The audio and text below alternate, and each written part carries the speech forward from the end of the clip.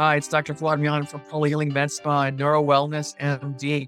Today, we're going to talk a little bit about fat. When it comes to fat, there are many different types of fat that we have in our body. One topic that I may have touched on in one of the previous videos is something called visceral fat. And you may wonder, what is visceral fat?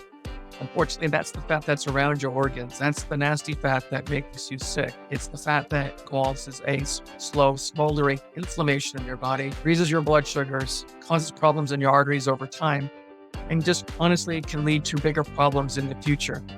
And sometimes it's hard to know how much visceral fat that you really do have. Obviously, if you're looking at your body, you're seeing that your belly is starting to get a little bit bigger. That's probably part of it to a certain extent.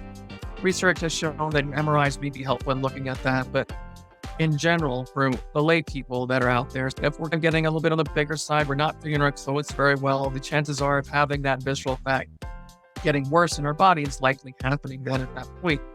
We definitely want to take some steps to try to help mitigate that. So one of the most common things, obviously, is we need to try to clean up our diet, which is said over and over and over again by many different people, but it's not only just what you're consuming, but it's how frequently you're consuming things. Sometimes we consume things that may not even be healthy for us. You may be eating whole grain wheat bread, for instance, or just whole grain bread. It's thought to be very healthy, but for some people can cause insulin resistance and inflammation. Sometimes it's eating different meats that may not be the best kind of meats, or they may have been fed with other hormones or other things that are not the best in the world, except our body a little bit too as well. Probably one of the biggest things that gets overlooked is actually exercise. And I'm just talking about you're going to exercise several times a week. That we all do know, but it's the type of exercise sometimes that we need. Research and data show that actually things such as interval training tends to help more in reducing some of that visceral fat. There was research that was shown that there are people who almost even like marathon runners, or essentially just very skinny people, have literally nothing.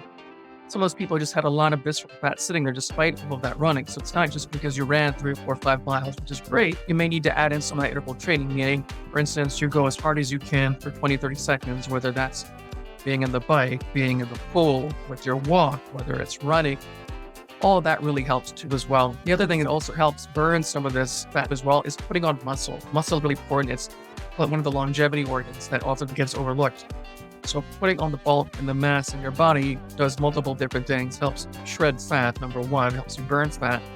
Also helps decrease your glucose resistance.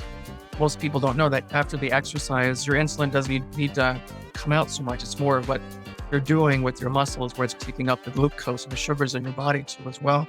So this is all critically important for you to really try to work on that. So that means not just exercising and doing 30 minutes cardio 4 or 5 times a week or twice a week or whatnot. It's also lifting weights. And if for those of you who have more difficulty doing that, it can even be lighter weights. It doesn't have to be something that's super heavy.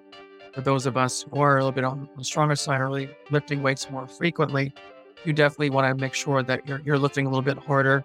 You're putting in the interval training as well, and really try to work on burning that fat, and helping ultimately with your longevity in terms of preventing things like heart attack, stroke, and those kinds of things. One of the things that we do in our office is the emerald laser.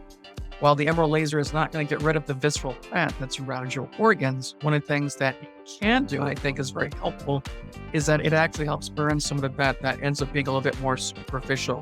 So that's going to help you fit better in your clothes, makes you feel better as well as you lose some of that fat. And that also helps with some of that insulin resistance and that low-grade inflammation. So it's not just because you look great and you feel better in your clothes, which I think is great. It's what a lot of people want to do. It's also going to help you with more longevity. A lot of times acts as a springboard for you to try to get healthier in the long run.